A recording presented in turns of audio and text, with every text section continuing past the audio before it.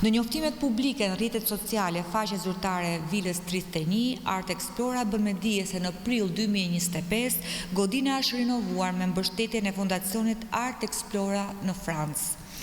Restaurimi i Vilës 31 është prezantuar si një punë e kryer nga studio arkitekturore Nim Architects, por dokumentat zyrtare tregojnë një histori tjetër.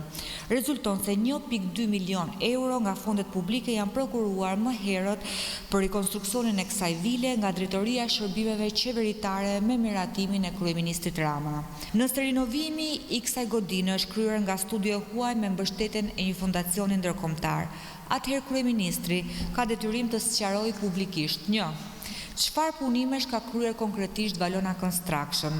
Ku kanë përfunduar 1.2 milion euro nga paratë e taksapaguesve shqiptar? Transparenca për fondet publike nuk është çështje propagande, por detyrim ligjor dhe moral ndaj qytetarëve.